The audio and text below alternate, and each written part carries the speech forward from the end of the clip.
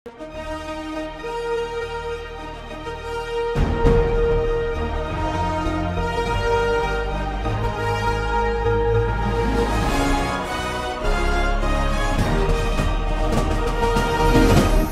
பார்த்து கொண்டிருப்பது உங்கள் ஜாஷ்வா டிவி. சகல ஜனங்களுக்கும் நற்செய்தி.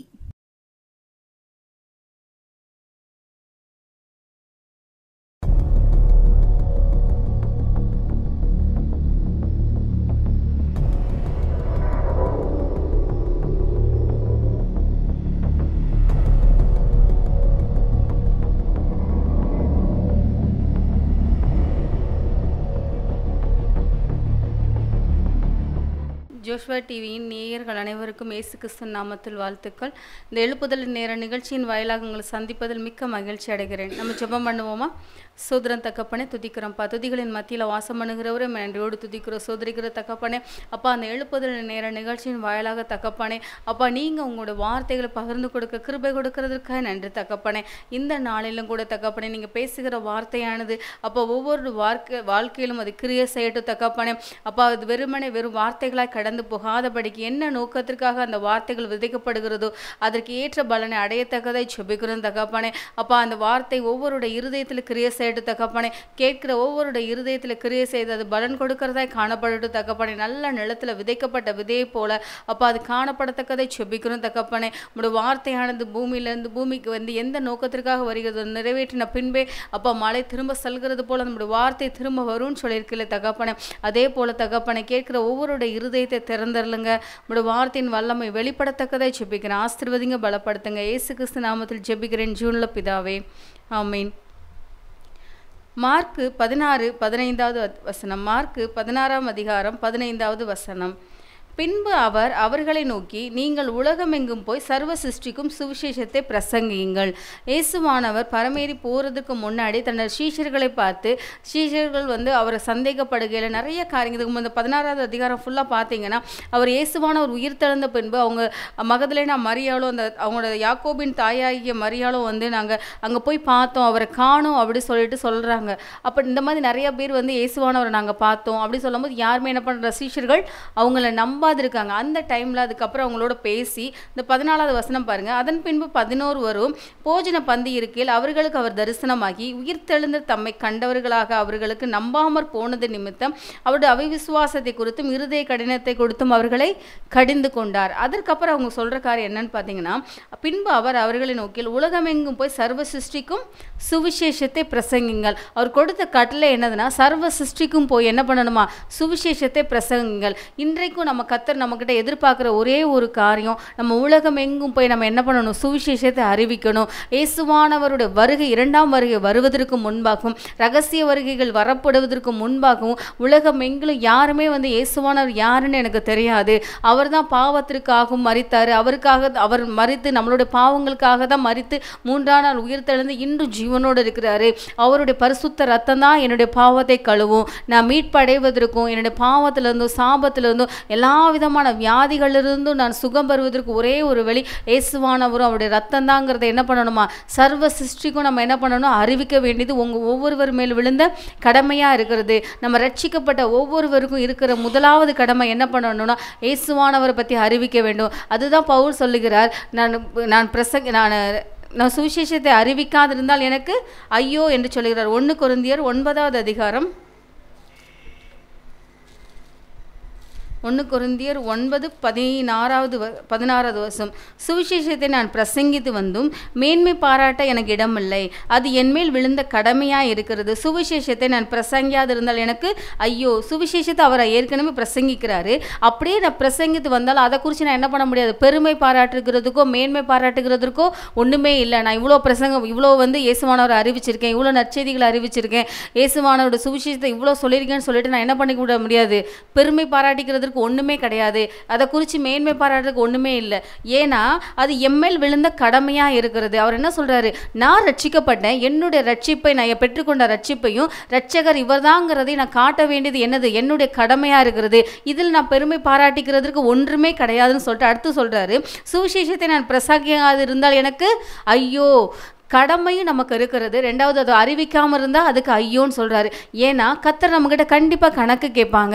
என்னை பற்றி நம்ம ஒரு விஷயம் இப்போ உலக பிரகாரமாகவே நம்ம எடுத்துக்கொண்டோன்னா ஒரு காரியம் ஒரு இப்போ இருக்கிற பார்த்தீங்கன்னா யூடியூப் ஃபுல்லாக பார்த்தீங்கன்னா என்னது ஃபுட் ரிவ்யூஸ்ன்னு சொல்லிட்டு தான் என்ன பண்ணுது, நிறையா ஷார்ட்ஸு சேனல்ஸ் எல்லாமே என்ன பண்ணுறாங்க, ஓப்பன் பண்ணுறாங்க. ஏன்னா எந்தெந்த ஏரியாவில் என்னென்ன ஃபுட் இருக்குது, எந்த டைமிங்கில் கிடைக்கிறது, எப்படியெல்லாம் டேஸ்ட் இருக்கிறது, இதை போட்ட உடனே அதுக்கு தான் வியூஸ் என்ன பண்ணுது, நிறையா போகுது. ஏன் அவங்க ஒரு இடத்துக்கு போகிறாங்க, அங்கே என்ன சாப்பிட்றாங்களோ அந்த ஃபுட்டை பற்றி ரிவ்யூ போட்டு இது நல்லா இருக்குது, இது நல்லா இருக்குது, இந்த ஏரியா போனால் இதை பண்ணுங்க, அப்போ அதை அதிகமாக தெரிஞ்சுக்கிறாங்க. அப்போ ஒரு விஷயத்தை தெரிஞ்சதை இன்னொருத்தவங்களுக்கு என்ன பண்ணுறாங்க, ஷேர் பண்ணுறாங்க.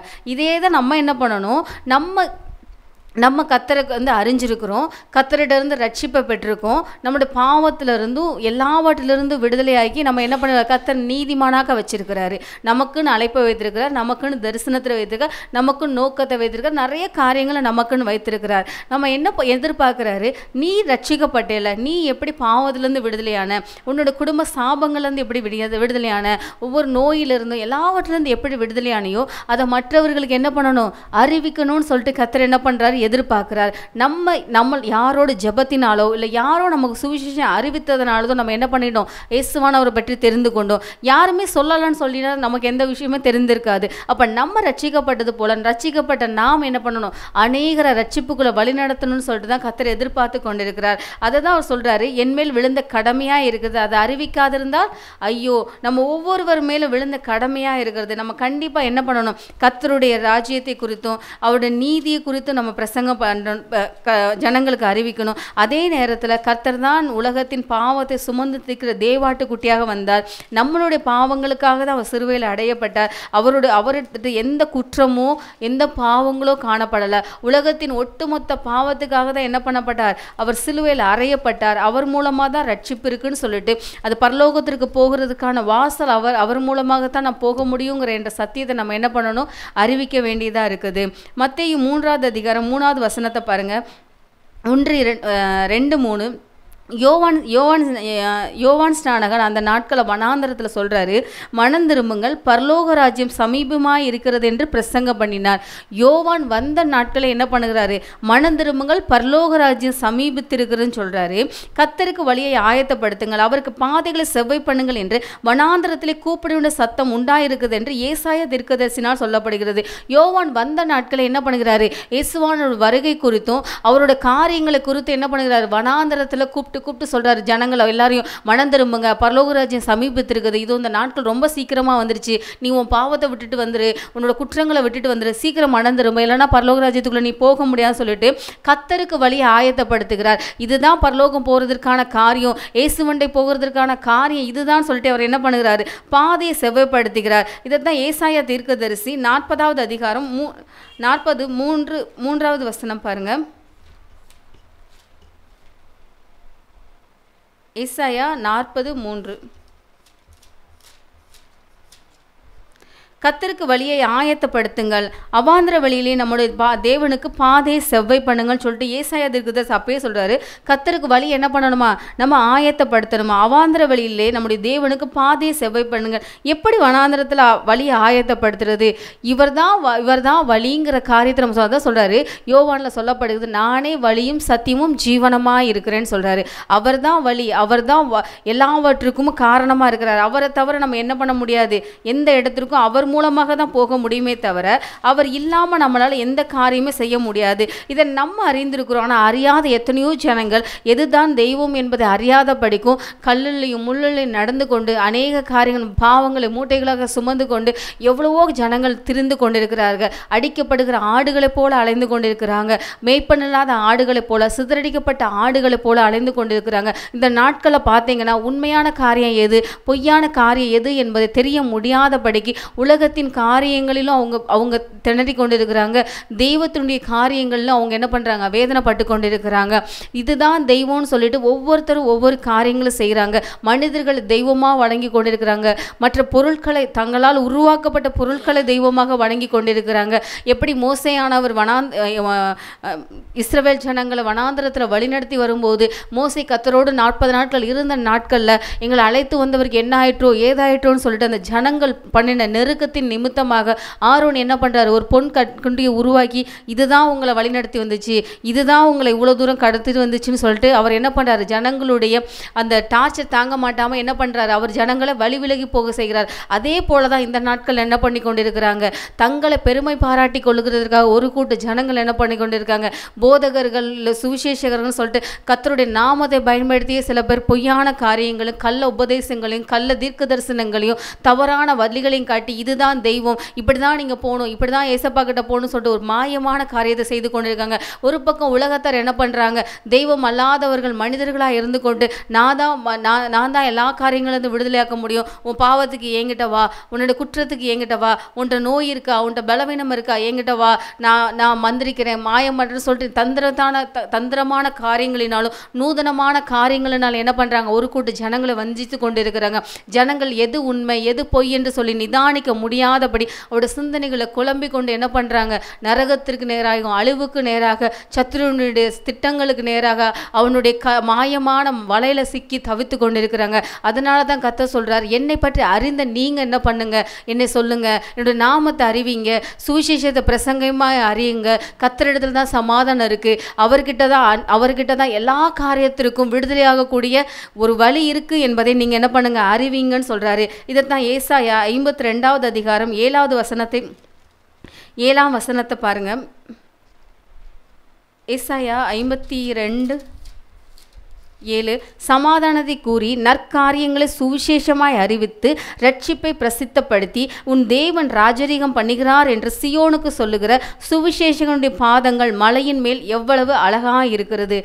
என்ன சொல்லணும், நான் சுவிசேஷம் எப்படி அறிவிக்கணும், ஃபர்ஸ்ட் என்ன பண்ணணுமா, சமாதானத்தை கூறணும். ரெண்டாவது நற்காரியங்களை சுவிசேஷமாய் அறிவித்து ரட்சிப்பை பிரசித்தப்படுத்து, உன் தேவன் ராஜரீகம் பண்ணுகிறார் என்று சியோனுக்கு சொல்லுங்க. சுவிசேஷனுடைய பாதங்கள் என்ன பண்ணுகிறதா, மலையின் மேல் அவ்வளவு அழகா இருக்குதுன்னு சொல்றாரு. இப்ப ஜனங்கள் என்ன பண்றாங்க, ஜனங்கள் பரிதபித்து கொண்டிருக்கிறாங்க. உலகத்தினுடைய காரியங்கள் நிமித்தமாக பொருளாதாரத்துல ஒரு பக்கம் வேதனைப்படுகிறாங்க, கடன் தொல்லையில, குடும்ப பாரங்களில், விக்கிரகத்தின் காரியங்கள் நிமித்தம், பிள்ளை சூனிய காரியங்கள், மறக்கப்பட்ட பழைய காரியங்கள்லாம் கொண்டு வந்து இப்போ தேசத்துல காணப்பட்டு கொண்டு சத்ருவானவன் தனக்கு கொஞ்ச காலமே இருக்குன்னு சொல்லிட்டு எப்படியெல்லாம் ஜனங்களை அடிமைப்படுத்த முடியுமோ, எப்படியெல்லாம் ஜனங்களோட பாவத்திற்குள்ளாக வழிவிலக பண்ணி அவர்களை நரகத்திற்கு நேராக கொண்டு செல்ல முடியுமோ அவ்வளோ காரியங்கள் அவர் என்ன பண்ணி கொண்டிருக்கான், தீவிரமாக செயல்பட்டு கொண்டிருக்கிறான். ஆனால் நம்ம தான் எல்லா காரியங்களும் உணர்வில்லாதவர்களை போல தங்களோட சுய காரியங்களை யோசித்து தேவனுக்கென்ற காரியங்களை நடப்பிக்காதபடிக்கு இருக்கிறோம். ஜனங்கள் ஆறுதலான வார்த்தைகளுக்கும் அன்பான வார்த்தைகளுக்கும் ஏங்கி கொண்டிருக்கிறாங்க. நீங்கள் இப்போ யூடியூப்பை பார்த்தீங்க, டெக்னாலஜி வளர்ந்துருக்கு, என்னதான் வளர்ந்துருக்குனாலும் அதில் ஃபுல்லாக பார்த்தீங்கன்னா அந்த பாசிட்டிவாக பேசுங்க, பாசிட்டிவாக செயல்படுங்க, பாசிட்டிவாக திங்க் பண்ணுங்க, அப்போ தான் உங்களுக்கு நல்லது நடக்கும். அப்படி தான் சொல்கிறதுக்கு ஜனங்கள் என்ன பண்ணுறாங்க, ரொம்ப விரும்பி பார்க்குறாங்க. அப்போ ஒவ்வொரு ஜனங்களோட இருதயத்தில் என்ன பண்ணுகிறது, ஒரு ஆறுதல் எதிர்பார்த்து கொண்டிருக்கிறாங்க, ஒரு அன்பான வார்த்தைகள் எதிர்பார்க்காங்க, தேர்தல் எதிர்பார்க்குறாங்க. இப்போ எவ்வளோதான் சம்பாதிச்சாலும் எவ்வளோ டெக்னாலஜிஸ் இருந்தாலும் குடும்பத்திற்குள்ளே என்ன பண்ணுகிறதுல ஒரு ஐக்கியம் இல்லை. அந்த காலத்தில் எந்த டெக்னாலஜி இல்லாததுனால குடும்பங்கள் ஒன்றோடு ஒன்று இணைந்தாங்க, பேசினாங்க, பிள்ளைங்களுக்குள்ள பேரண்ட்ஸ்குள்ள என்ன பண்ணுறது பேச்சுவார்த்தை இருந்தது. இப்போ பார்த்தீங்கன்னா எல்லார் கையிலையும் ஃபோன் இருக்குது, எல்லாருக்கிட்டையும் லேப்டாப் இருக்குது, டிவி இருக்குது. என்ன பண்ணுறாங்க, என்னதான் வீட்டுக்குள்ள குடும்பமாக உட்காந்துருந்தாலும் ஒவ்வொருத்தரும் என்ன பண்ணுறதில்ல, பேசுறதில்ல. எல்லாருமே இதைத்தான் பார்த்து கொண்டு இருக்கிறாங்க, ஃபோனை தான் பார்த்துட்டு இருக்காங்க. ஃபோனை பார்க்குறதுல என்ன பார்க்குறாங்க, அதில் ஆறுதலை தேடுறாங்க. அது ஒரு இயந்திரத்தில் ஆறுதலை தேடுறவங்க பக்கத்தில் இருக்கிற உறவுகள்கிட்ட ஆறுதல் தேடுறதில்ல. முதலாவது என்ன பண்ணுறாரு, இயேசுவானவரை ஏற்றுக்கொண்டவங்க என்ன வருது, இருதயத்துக்குள்ள சமாதானம் வருது. அவங்களுக்கு கடன் பாரங்கள் இருக்கலாம், வியாதிகள் இருக்கலாம், வேதனைகள் இருக்கலாம், வறுமைகள் இருக்கலாம், எவ்வளவோ பிரச்சனைகள் இருந்தாலும் அதில் விடுதலை ஆகிறதுக்கு முன்பாக கர்த்தர் என்ன கொடுக்குறாரு, அதுவரைக்கும் அவங்க இழந்து போன சமாதானத்தை என்ன கொடுக்குறாரு, இயேசுவானவரை ஏற்றுக்கொண்ட உடனே உங்களுடைய இருதயத்திற்கு ஒரு சமாதானம் வருகிறது. அதுதான் சொல்றாரு, சமாதானத்தை கூறி நற்காரியங்களை சுவிசேஷமாய். நற்காரியங்களை இயேசுவானவர் வாழ்ந்த போது என்னென்ன காரியங்களை செய்தாரு, அவர் வியாதியஸ்தர்களை சுகமாக்கினார், பாவத்திலிருந்து உங்களை விடுதலையாக்கினார், குருடர்கள் கண்களை திறந்தார், முடவர்களை நடக்க செய்தார். என்னென்ன காரியங்கள் அவர் வாழ்ந்த நாட்களும் சரி, இப்போது அவருடைய வல்லமைகள் குறையாததாய் அற்புத அடையாளங்களை அவங்களுக்கு என்ன பண்ணணும், சுவிசேஷமாய் அறிவித்து அவங்களை எதுக்கு நேராக வழி நடத்தணும், ரட்சிப்புக்கு நேராக வழி நடத்துங்கன்னு சொல்றாரு. இப்படி செய்து உன் தேவன் ராஜரீகம் பண்ணுகிறார் என்று சியோனுக்கு சொல்லுகிற சுவிசேஷம். இப்படிப்பட்ட காரியங்களை செய்து சுவிசேஷம் அறிவிக்கிறவனுடைய பாதங்கள் மலையின் மேல் அழகா இருக்கிறது என்று சொல்லுகிறார். சுவிசேஷத்தை அறிவிக்கிறவனுக்கு தான் தேவனிடத்துல பெரிய கனமும் மகிமை இருக்குது. உலகத்துல எத்தனையோ வரங்கள் இருக்கு. கர்த்தர் எத்தனையோ வரங்களை கொடுத்திருக்கிறார், வல்லமைகளை கொடுத்திருக்கிறார். நீங்க அற்புத அடையாளங்கள் செய்யலாம், மரித்தவர்களை உயிரோடு எழுப்பலாம், கால் இல்லாதவர்களுக்கு கால்களை கொண்டு வரலாம், கண்ணினால் கொண்டு வரலாம். எவ்வளோ பெரிய அற்புத அடையாளங்களை செய்தாலும் கர்த்தர் எதிர்பார்க்கிறது ஒரு மனம் திரும்புகிற ஒரு ஆத்மாவின் பரலோகம் என்ன பண்ணுகிறதா? சந்தோஷப்படுகிறது. 99 ஆட்டை காட்டிலும் காணாமற் போன ஒரு ஆடு கண்டுபிடிக்கப்பட்ட பின்பு அந்த ஆட்டை நிமித்தம் என்ன பண்ணுதான்? அந்த மேய்ப்பன் சந்தோஷப்படுகிறது போல மனம் திரும்புகிற ஒரு பாவியின் நிமித்தமாக பரலோகம் சந்தோஷப்படுகிறது. ஒரு ஆத்மாவை ஆதாயப்படுத்துவது, ஒரு ஆத்மாவை ரட்சிப்புகளை கொண்டு வருவதுக்கு பரலோகம் அவ்வளோ சந்தோஷப்படுமா? அதைத்தான் சொல்றாரு. அதனால தான் சொல்றாரு, சுவிசேஷனுடைய பாதங்கள் என்ன பண்ணுகிறதா? மலையின் மேல் அவ்வளவு அழகா இருக்கிறது. பிசாசை எதிர்த்து நிற்குங்கள், அவன் ஓடி போவான்னு சொல்றாரு. பிசாசை எதிர்த்து நிற்கிறதுக்கு வல்லமைகள் இருக்கலாம், வரங்கள் இருக்கலாம், எல்லாமே இருக்கலாம்.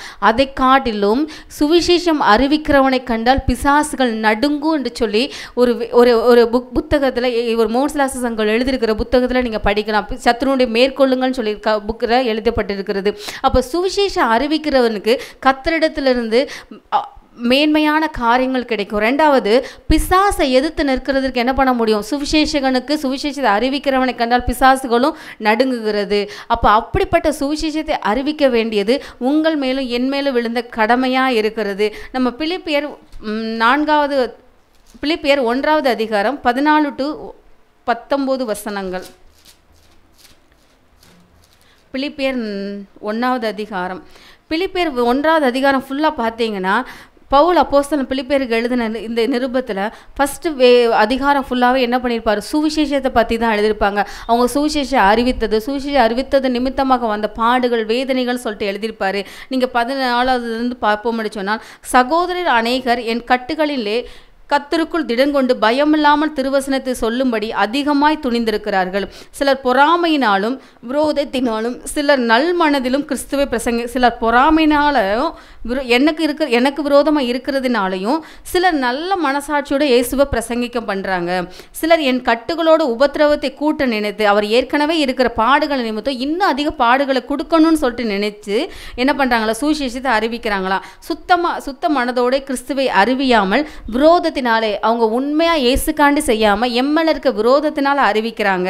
சுவிசேஷத்திற்காக நான் உத்தரவு சொல்ல ஏற்படுத்தப்பட்டவன் என்று அறிந்து சிலர் அன்பினாலே அறிவிக்கிறாங்க.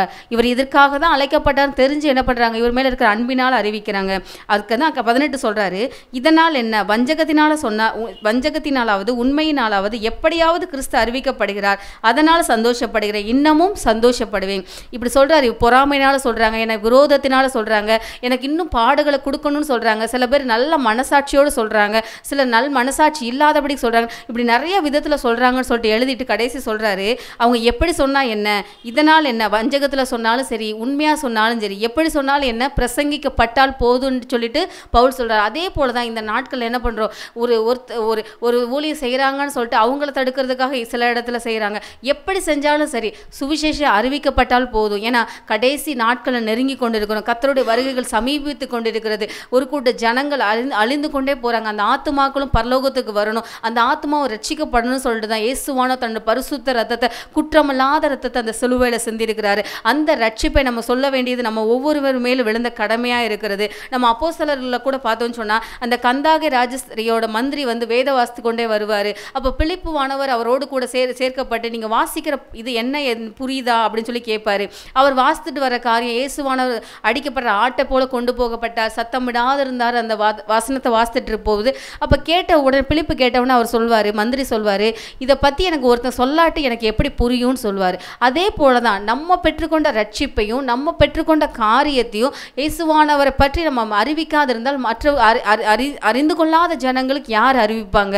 அறிவிக்க வேண்டியது நம்முடைய கடமையாகத்தானே இருக்குது.